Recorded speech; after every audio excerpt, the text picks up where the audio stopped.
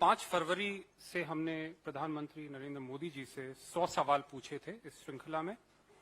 एक जवाब अभी तक आया नहीं है, लेकिन हमने इन सवालों को इस बुकलेट में एक साथ रखा है।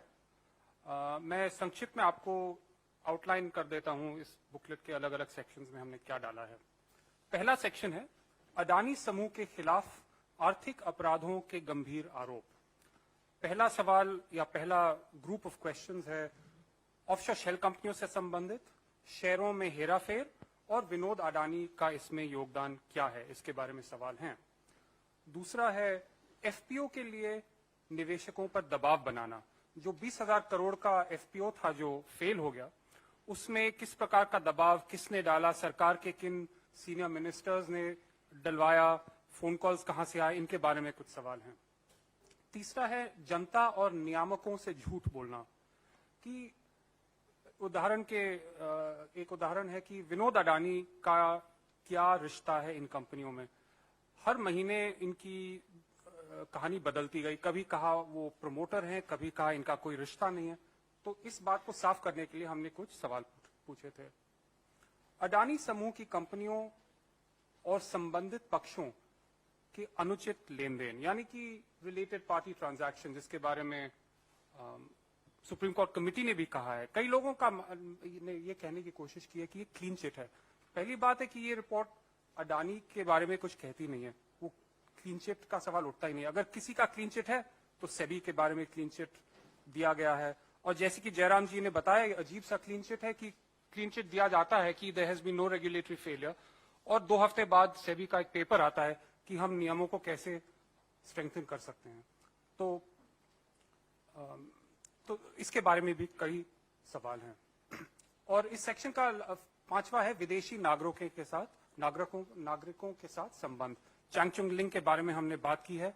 चीनी नागरिक जो इन बिजनेसेस में मिले जुले हैं, जिनके खिलाफ चार्जशीट्स लगाए गए हैं पहले अगुस्ता वेस्टलैंड केस में, और भी अलग आरोप हैं, इनके बारे में सवाल है।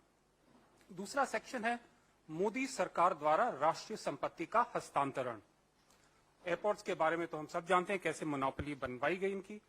पोर्ट्स में भी इनकी मोनोपोली लगातार बढ़ती जा रही है। 30% पोर्ट बिजनेस देश का इनके हाथ में है, 40% इनका डिक्लेयर्ड गोल है।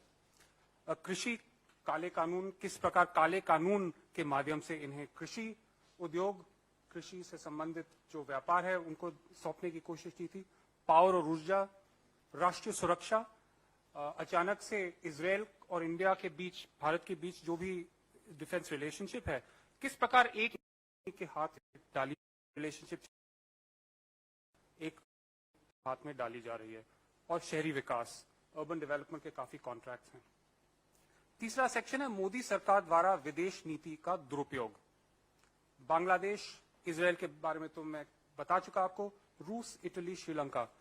बांग्लादेश में जो पावर गोड्डा, झारखंड गोड्डा में एक पावर स्टेशन है,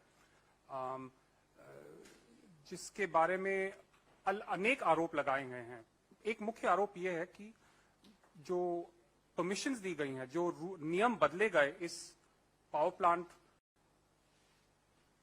से संबंधित, उससे झारखंड की आवाम को 7,400 करोड़ का घाटा हुआ है।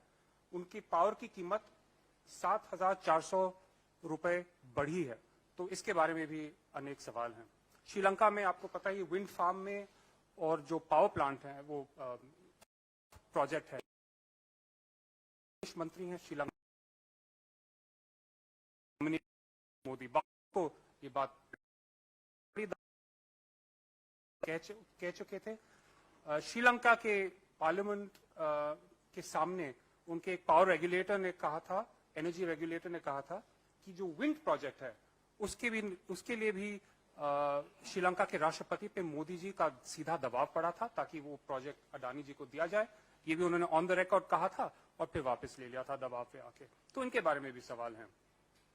फिर एक सेक्शन है नियामकों और एजेंसियों को मोदी सरकार द्वारा चुप करवाया जाना।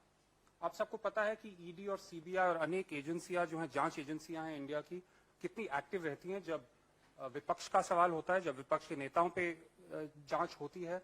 एक आंकड़ा आप सबने देखा होगा कि यूपीए के शासनकाल में लगभग 40, 50, 55% केसेस विपक्ष के खिलाफ होते थे, ईडी के और सीबीआई के, और मोदी जी के शासनकाल में 95% विपक्ष के खिलाफ हैं। तो ये बायस साफ दिखाई दे रहा है। और ये एजेंसियां जो है अडानी घोटाले, अडानी महाघोटाले में क्यों सोई पड़ी हैं, ये सवाल हमने उठाया है। आखिर में आते हैं भारत के लोगों का नुकसान। एलआईसी और एसबीआई का पैसा इन कंपनियों में कैसे डलवाया गया, लोन के द्वारा, इन्वेस्टमेंट के द्वारा, इसके जिम्मेदार कौन है? पब्लिक सेक्टर बैंक्स का भी इसमें योगदान है। खुदरा निवेशक, उनको नुकसान कैसे पहुंचाया गया है, और जनरली नागरिकों, बाहर के नागरिकों को कैसे नुकसान पहुंचा है। तो ये हमारे 4-5 सेक्शंस हैं जिसके द्वारा हम न सिर्फ अडानी जी बट प्रधानमंत्री नरेंद्र मोदी से सीधा सवाल कर रहे हैं कि आपका इसमें क्या योगदान है, आपने इनको ऐसे इनेबल क्यों किया है।